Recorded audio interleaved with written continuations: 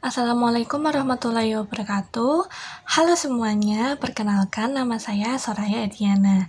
Di video ini, saya akan mengajak kalian semua untuk menelusuri kisah unik di balik salah satu kue khas di Indonesia, yaitu kue wadai ilat sapi.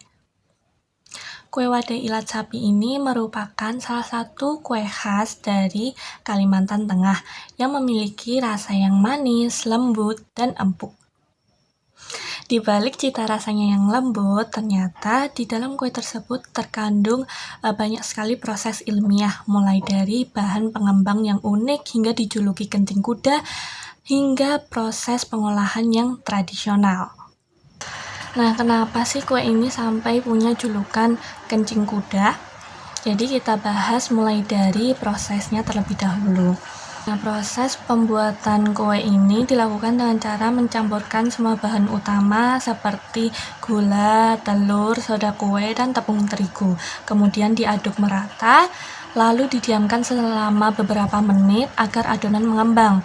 Setelah itu adonan bisa dicetak dan dimulai proses pemanggangan. Nah, pada proses pemanggangan mulai muncul bau-bau atau aroma yang menyengat dan tidak sedap.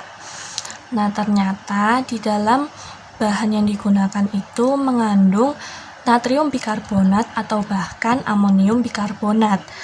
Nah, senyawa tersebutlah yang menyebabkan munculnya bau-bau yang tidak sedap sehingga dijuluki kencing kuda. Dilihat dari proses pembuatannya itu seperti ada proses fermentasi. Pada bagian adonan tersebut didiamkan agar bisa mengembang. Nah, sebenarnya itu bukan fermentasi biologis oleh mikroorganisme seperti dari ragi pada umumnya. Namun, adonan bisa mengembang itu terjadi karena adanya reaksi kimia nih teman-teman, yaitu reaksi antara soda kue atau natrium bikarbonat dengan asam pada bahan-bahan yang lain seperti asam amino pada telur dan asam dari gula. Dari reaksi tersebut akan menghasilkan gas karbon dioksida dalam jumlah yang kecil sehingga dapat membuat adonan itu bisa mengembang. Sebelumnya kan kita ketahui bahwa julukan kencing kuda pada kue ini itu berasal dari baunya yang menyengat dan tidak sedap. Nah, bau tersebut itu ditimbulkan karena adanya senyawa natrium bikarbonat dan amonium bikarbonat. Nah, ketika amonium bikarbonat ini terurai, maka akan menjadi amonia dan gas karbon dioksida. Nah, gas karbon dioksida ini berfungsi untuk mengembangkan adonan, sedangkan amonia inilah yang menyebabkan bau pesing pada kue. Apakah boleh kita menggunakan senyawa kimia seperti amonium bikarbonat dalam makanan? Nah, jadi batas penggunaan amonium bikarbonat dalam makanan ini harus sangat ketat ya teman-teman. Jadi jika terlalu banyak mengkonsumsi itu bisa menyebabkan gangguan sensorik atau iritasi. Nah, untuk batas penggunaan amonium bikarbonat ini sudah diatur oleh BPOM RI tahun 2019. Nah, kira-kira itu berapa dosis bahan pengembang yang tepat untuk membuat kue ini agar baunya itu tidak terlalu pesing dan masyarakat bisa menikmati. Karena belum ada data mengenai wadai ilat sapi, kita bisa menggunakan data dari kue bakiak karena strukturnya mirip. Penelitian menunjukkan bahwa kombinasi 2% natrium bikarbonat dan 1,5% amonium bikarbonat menghasilkan skor organoleptik tertinggi yaitu 0,61.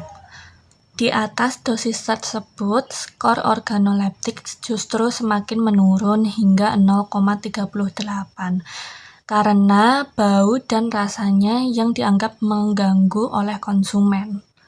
Jadi, secara ilmiah, kombinasi antara 2% natrium bikarbonat dan 1,5% amonium bikarbonat adalah yang paling seimbang antara efek pengembangan dan kualitas aromanya.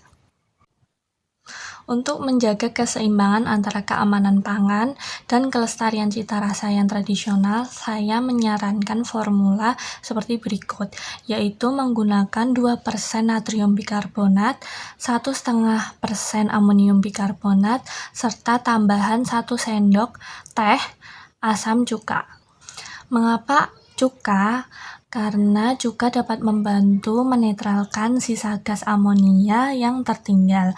Reaksinya adalah amonia atau NH3 bereaksi dengan asam asetat yaitu CH3COOH akan menghasilkan NH4+ atau amonium dan CH3COO-. Nah, formula tersebut dapat mempertahankan tekstur khas wadai ilat sapi dan juga mengurangi resiko bau pesing yang tidak disukai banyak konsumen. Agar formula ini bisa diterapkan di UMKM lokal secara realistis dan kontekstual, maka diperlukan strategi-strategi yang tepat sebagai berikut. Yang pertama, bisa melakukan edukasi sederhana seperti demo memasak sambil menjelaskan reaksi bahan pengembang. Yang kedua, membuat panduan takaran praktis dalam bentuk pamflet yang menarik. Yang ketiga, bisa melakukan uji mutu mandiri mengenai aroma, warna, dan tekstur. Yang keempat, bisa melakukan kolaborasi antar UMKM untuk berbagi pengalaman.